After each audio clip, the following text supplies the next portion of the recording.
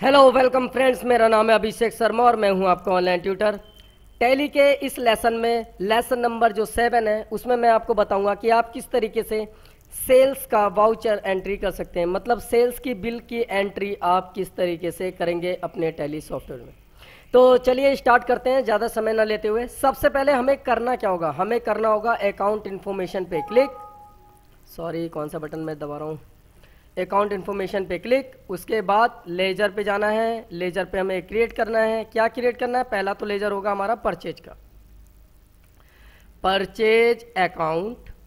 और जो हमारा जाता है ग्रुप में, परचेज अकाउंट के ग्रुप में।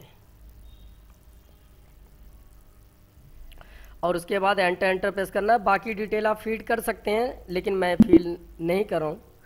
अच्छा, फिलअप मैंने नहीं किया और मैंने सेल्स का लेजर नेक्स्ट बनाया, सेल्स अकाउंट, और उसे हम सेल्स अकाउंट में डालेंगे। ये रहा sales account.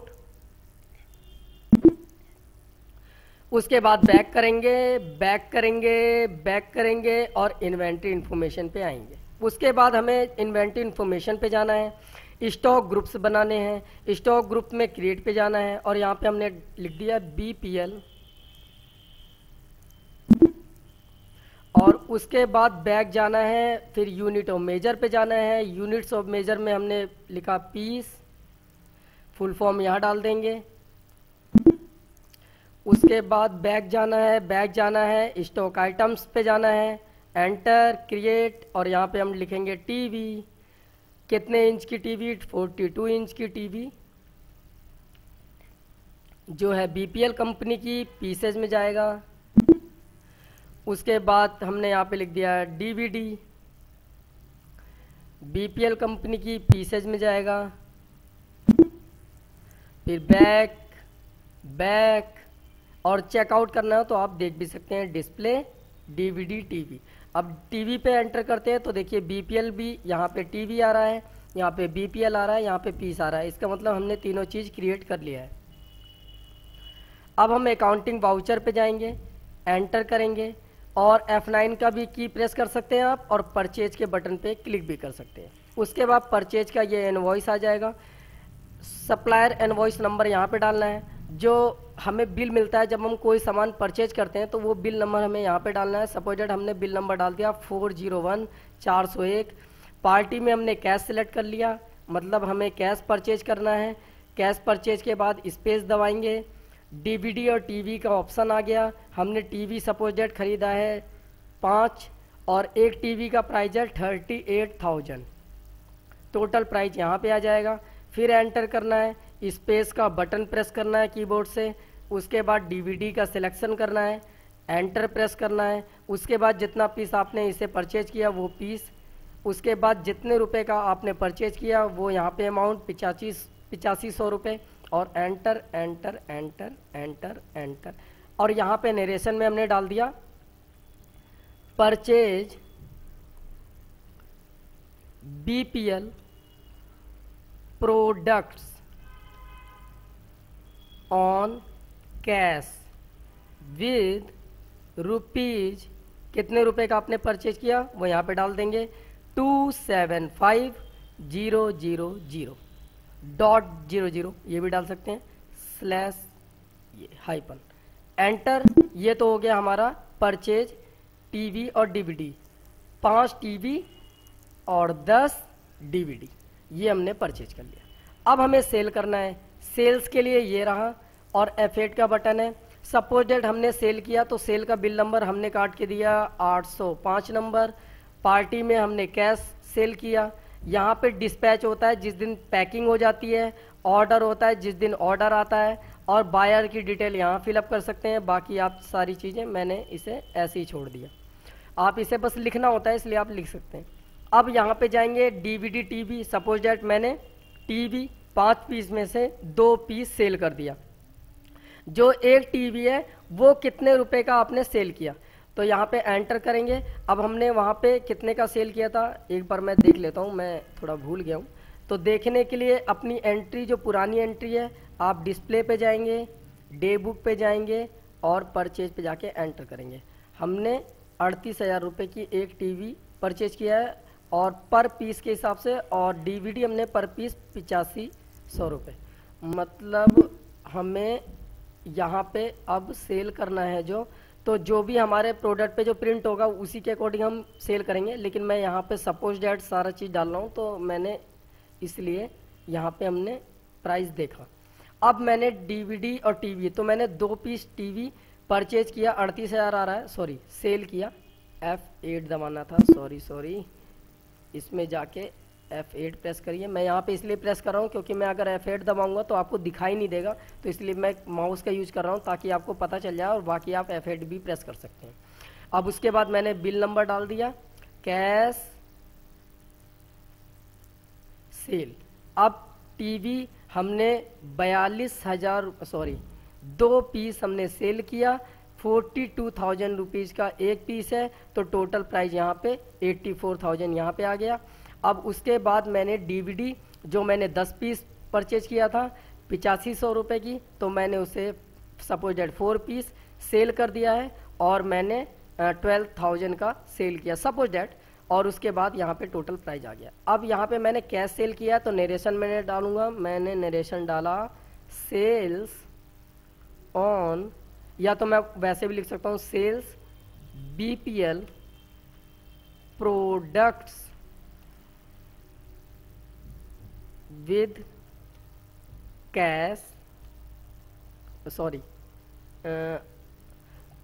Sales BPL product on cash with rupees, कितने रुपए का 132,000.00, मतलब हमने इतने रुपए का टोटल सेल्स किया।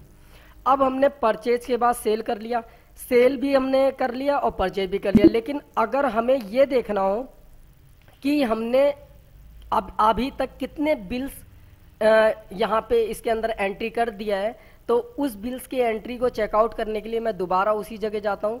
आपको डिस्प्ले पे जाना है, डे बुक पे जाना है, और ये रहा परचेज और ये रहा सेल। परचेज पे क्लिक करेंगे तो यहाँ पे देखिए परचेज की बिलिंग आ जाएगी, स्केप से बैक कर सकते हैं, और सेल्स पे जाते हैं तो सेल्स पे सेल्स की बिलिंग आ जाएगी, स्केप से बैक कर सकते हैं और बैक।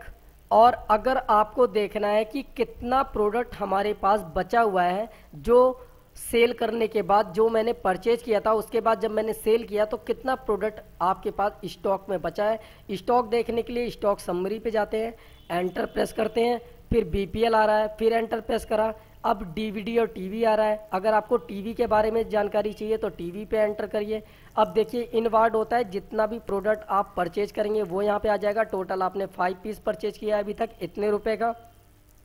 आउटवर्ड्स में मतलब ये है कि कितना प्रोडक्ट आपने सेल किया है, 2 पीसेज आपने सेल किया है इतने रुपए का, और बचा हुआ प्रोडक्ट आपका इसके इस प्राइस के हिसाब से यहाँ पे दिखाई दे रहा है कि 3 पीस आपका इतने रुपए का बचा हुआ है। अगर आप इस पे एंटर करते हो तो यहाँ पे भी आपका परचेज सेल ऐसा दिखाई देगा, 5 पीस, 2 पीस, 3 पीस। और आप एक बार और अगर एंटर करते हैं तो इसका जो बिल है वो डायरेक्टली ओपन हो जाएगा ऐसे, और यहाँ से बैक कर सकते हैं, एस्केप का बटन दबाएंगे तो बैक हो जाएगा। सेल्स के बारे में डिटेल ऐसे ही ले सकते हैं।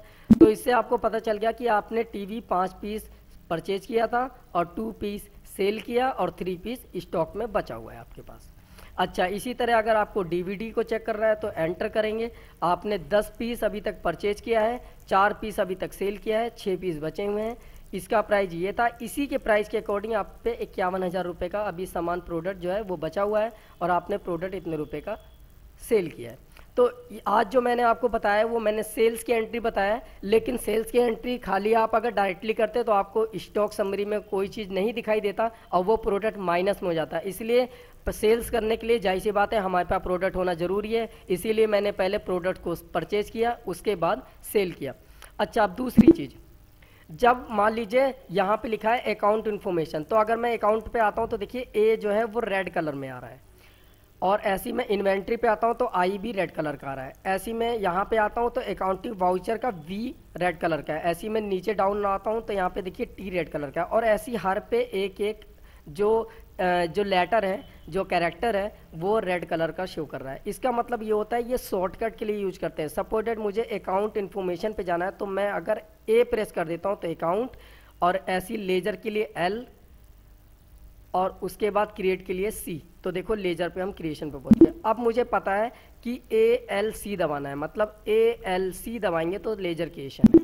इसी की तरह अगर मान लीजिए आपको अकाउंटिंग वाउचर पे जाना है तो V प्रेस करने पे अकाउंटिंग वाउचर पहुंच जाएगा। मतलब अगर मैं कभी भी V प्रेस करता हूं तो अकाउंटिंग वाउचर ओपन हो जाएगा। बाकी जो ये बटन है, ये बटन भी देखिए मैंने ये मेरा कर्सर है और मैंने F4 दबाया, देखिए कॉन्ट्रा ओपन हो गया। F5 दबाएंगे पेमेंट ओपन हो जाएगा। F6 दबाएंगे रिसिप्ट ओपन हो जाएगा। मतलब आप शॉर्टकट की का भी यूज कर सकते हैं। जो फंक्शन की जो होती हैं F5, F6, F7, F8 ऐसी F1 से लेकर F12 तक जो की हैं उसी के अकॉर्डिंग यहाँ पे दिया हुआ है।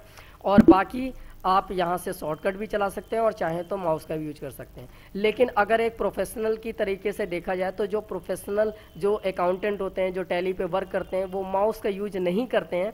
तो आप भी कोशिश ये कीजिए कि आप शॉर्टकट कीज का यूज कीजिए। ज़्यादातर शॉर्टकट कीज आप यूज करिए, धीरे धीरे आपकी प्रैक्टिस हो जाएगी अगर आपको उस पर प्रैक्टिस नहीं है तो। और शॉर्टकट कीज अगर यूज करेंगे तो ज़्यादा बेनिफिशियल रहेगा आपके लिए। क्लियर? तो उम्मीद करता हूँ आपको मेरी वीडियो पसंद आई होगी।